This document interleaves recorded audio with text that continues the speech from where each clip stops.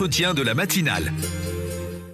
Il sera question ce matin de l'éducation avec la CGT Éducation. Kalatoumi Abdiladi, bonjour. Bonjour Kamar. Votre invité, c'est n'est autre que Bruno Desil. Exactement, Bruno Desil, secrétaire départemental de la CGT Éducation. Bonjour. Bonjour. Merci d'être avec nous ce matin. Manifestation aujourd'hui dans toute la France pour les salaires, les services publics et l'abrogation de la loi retraite. Mais d'abord, je voudrais vous faire réagir sur la mort, encore une fois, de cet adolescent, ce lycéen tué à Kahani dans un affrontement entre bandes.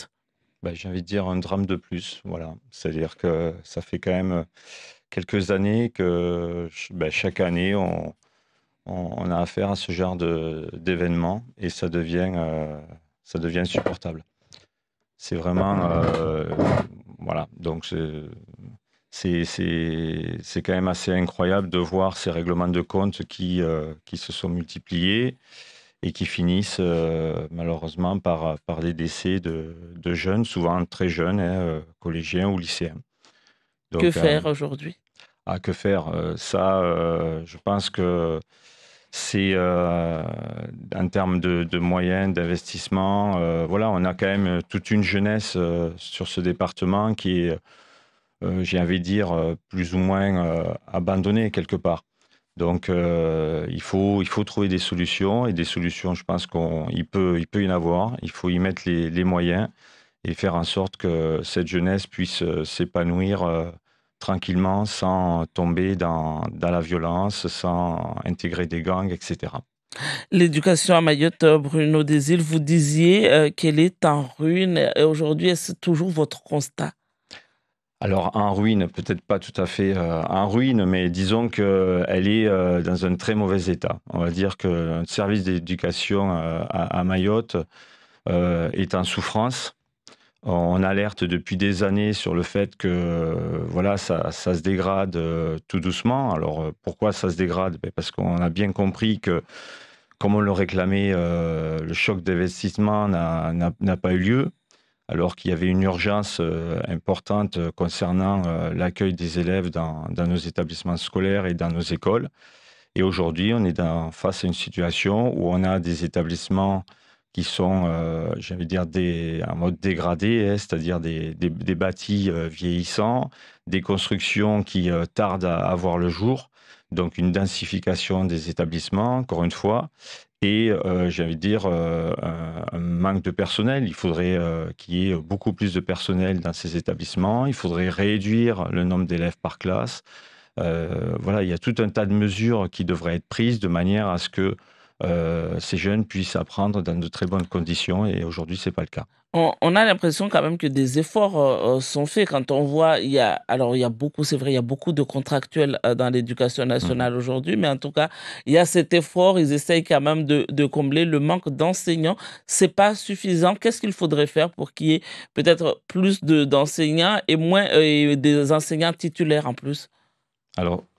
Oui, ils essayent de faire des efforts. Oui, alors c'est quand même assez malheureux de voir qu'on y met quelques pansements, j'ai envie de dire. Mais vous savez, l'éducation nationale, c'est un peu comme tout l'ensemble des services publics actuellement sur le département. Prenez, qui a fait l'actualité avec la prison de Majicavo, ou vous prenez l'hôpital. On voit très bien que nos services publics sont de plus en plus défaillants. Alors pourquoi ? Parce qu'il y a un problème d'attractivité, il y a un problème de salaire, il y a un problème de conditions de travail. Tout ça cumulé fait qu'à un moment donné, ça s'écroule. Et c'est vrai qu'on parlait à l'instant des problèmes de violence. Et si vous avez des services publics qui sont défaillants, qui ne sont pas assez armés pour répondre à un certain nombre de besoins, voilà ce qui se passe. C'est-à-dire que la situation se dégrade, et c'est ce qu'on voit régulièrement. Au niveau de l'éducation nationale, ce qui est inquiétant aussi, c'est de voir ce taux de précarisation qui ne cesse d'augmenter. Donc là aussi, il y a besoin de formation, il y a besoin d'un plan de titularisation. Il y a des formations quand même pour la titularisation de beaucoup de contractuels, non ? Mais ce n'est pas suffisant. C'est quoi le plan que vous voudriez un plan de titularisation, déjà, ça serait qu'il y ait des formations à la hauteur et la titularisation de l'ensemble des contractuels. Donc voilà, ça serait déjà un Sans premier, passer par un concours, pas. une formation, Ben, directe titularisation? on a des contractuels qui sont sur des postes depuis des années, qui donnent entièrement satisfaction. Voilà, on fait plus la différence entre titulaires et contractuels lorsqu'ils sont devant les élèves. Donc à un moment donné, alors bien sûr, il y a un niveau à avoir, mais il faudrait titulariser l'ensemble des contractuels. Ça, c'est important. Et résorber la précarité. Parce qu'il n'y a pas que les enseignants, il y a aussi les autres corps de métier, que ce soit les AED, les AESH, les agents. Il y a besoin aussi de plein de titularisation et de stabilité à ce niveau-là. Donc ça, c'est important. Vous manifestez ce jour, jour de discours de politique générale du Premier ministre Michel Barnier devant les députés. Vous n'attendez même pas de connaître ces déclarations, notamment sur les services publics. Alors bon, là, c'est le hasard du calendrier. Ce rendez-vous, cette manifestation était prévue bien avant l'intervention du Premier ministre. Ben, écoutez, on est quand même sceptique parce qu'on connaît certaines personnalités, on sait ce qu'ils ont fait par le passé. Là, on a entendu quelques discours et on voit très bien qu'on est sur une continuité, on va dire, d'une politique libérale et de restrictions budgétaires. On a entendu récemment, il y avait une volonté de réduire de plus de 200 millions le budget au niveau des Outre-mer. On a ces coups de rabot aussi au niveau des services publics. On parle d'économie. C'est tout le contraire qu'il faut. C'est-à-dire que si on continue comme ça, on voit bien que ces dernières années, toutes ces politiques n'ont rien arrangé du tout. Au contraire, ça s'est aggravé. Donc il faut revoir la copie et, pour une fois, essayer d'entendre ce que disent les organisations syndicales, ce que veulent les salariés, les employés dans les services publics, mais aussi dans le privé. J'ai envie de dire le service public, effectivement, oui, on en a besoin ici à Mayotte. On voit la situation de l'hôpital, vous l'avez dit, la situation de l'éducation, il n'y a pas assez de salles de classe, etc. Pourtant, toutes ces dernières années, les manifestations ne mobilisent pas. Pourquoi? Alors c'est vrai que c'est de plus en plus compliqué de mobiliser, surtout ici à Mayotte. De fait, on a des problèmes de circulation, on a une circulation qui est alternée, donc ça complique les déplacements. On a aussi des problèmes voilà, qui sont récurrents, comme ces problèmes de violence, de caillassage, etc. Depuis, on a aussi un taux de précarité qui s'est développé au sein de nos services publics et plus particulièrement dans l'éducation, avec des problèmes de salaire. C'est-à-dire qu'en fait, on constate que ces dernières années, il y a une inflation qui est galopante. Ici, on voit très bien, on a les prix les plus élevés de tous les départements d'outre-mer. L'indexation ne suffit plus, l'indexation des salaires? L'indexation ne suffit plus, c'est-à-dire qu'on se retrouve avec des contractuels à, j'ai envie de dire, à un niveau équivalent, à expérience équivalent. Si on les compare avec des contractuels de certaines académies, sans indexation, on se retrouve pratiquement au même niveau de salaire. Donc du coup, là, il y a quand même un souci. Donc là, en fait, ces personnels qui ont des revenus qui sont pas du tout attractifs, enfin pas du moins pas assez, parce que ça c'est voilà. Faire une journée de grève, c'est déjà compliqué. Et puis il y a aussi le contexte qui fait que bon, régulièrement on loupe des journées de cours, etc. Et pas mal de collègues voilà, hésitent à se mobiliser. Dans votre tract, vous disiez qu'à Mayotte, nous exigeons la baisse d'effectifs, la mise en place de l'attractivité, notamment par la hausse du taux d'indexation de 20 points pour la continuité de services publics. Vous pensez que si on augmente l'indexation, ça relancerait l'attractivité? Même si Alors, au niveau local, on n'a pas la sécurité qu'il faudrait, il y a pas forcément de loisirs pour les enfants, ça pourrait quand même relancer l'attractivité? déjà au niveau économique, ça ferait une relance. Mais ce que je veux dire, c'est que c'est un point parmi tant d'autres. Parce que l'indexation, voilà, nous on est plus pour une augmentation du point d'indice qui concerne tout le monde. On est pour un alignement des droits sociaux sur ceux de la métropole, ce qui n'est toujours pas le cas. Donc ça pose un réel problème. Effectivement, on ne peut pas avoir une augmentation de l'indexation et à côté continuer à avoir un SMIC qui est inférieur à celui de la métropole. On est pour un Surtout, SMIC ça à augmenterait aussi 2 000 € brut. l'inégalité avec les salariés du privé Voilà, tout aujourd'hui à qui fait, n'ont pas oui. Donc d'indexation. ça crée on va dire des écarts trop importants et ça serait vraiment pas juste. Ce qu'il faut, c'est une augmentation des salaires qui soit généralisée, comme on le préconise, c'est-à-dire qu'on ait un SMIC qui soit à 2 000 € brut minimum et que ça se répercute aussi au niveau des points d'indice pour l'ensemble des salariés.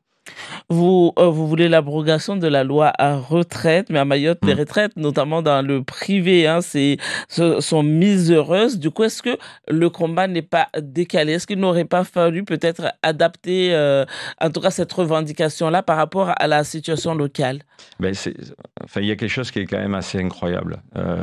Mayotte, on a l'impression que c'est un centre d'expérimentation pour tout ce qui est un casse sociale.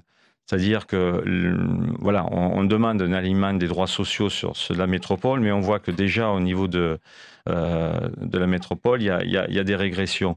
Il faut absolument que notre système de retraite, que ce soit à Mayotte ou ailleurs, ce soit le même partout.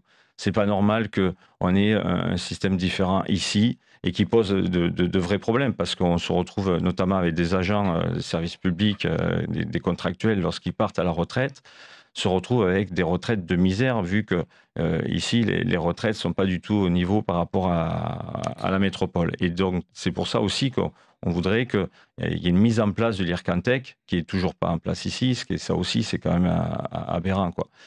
Donc, Vous êtes rapproché des parlementaires sur ce point. On sait que dans le cadre du projet de loi Mayotte, hein, ces points sont abordés, tout ce qui est alignement des prestations sociales et on a un calendrier. Alors, on a la députée Stèle Youssoupha qui aimerait bien qu'on aille jusqu'à d'ici 2027 que nous soyons alignés, puis le gouvernement qui prévoit 2031 jusqu'à non, mais 2036.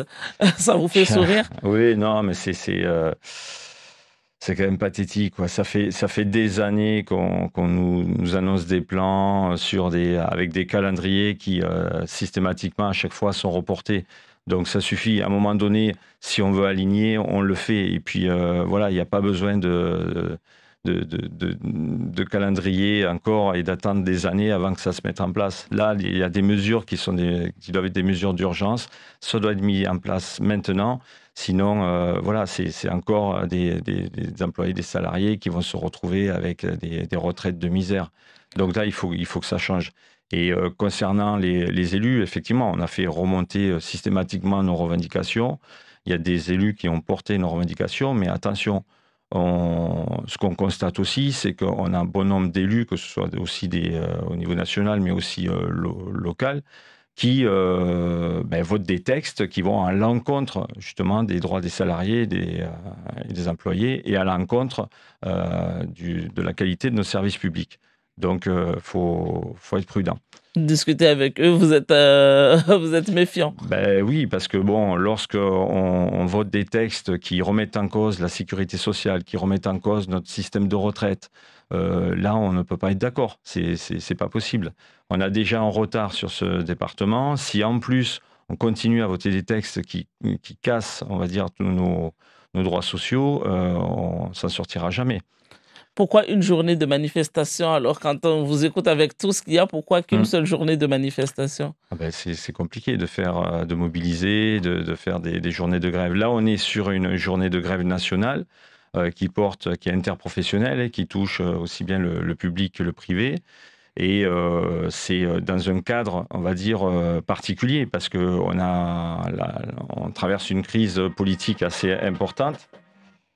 Et donc ça, il faut, voilà, c'était de marquer le coup et de lancer un appel d'urgence à ce nouveau gouvernement qui doit nous entendre pour éviter qu'on continue à avoir une situation qui se dégrade. Et plus particulièrement ici à Mayotte, où il y aurait besoin vraiment d'un choc d'investissement et pour se sortir de toutes ces problématiques. Merci beaucoup Bruno Desil pour Je vous cet remercie. entretien. Vous restez avec nous pour les questions de nos auditeurs. Merci. La matinale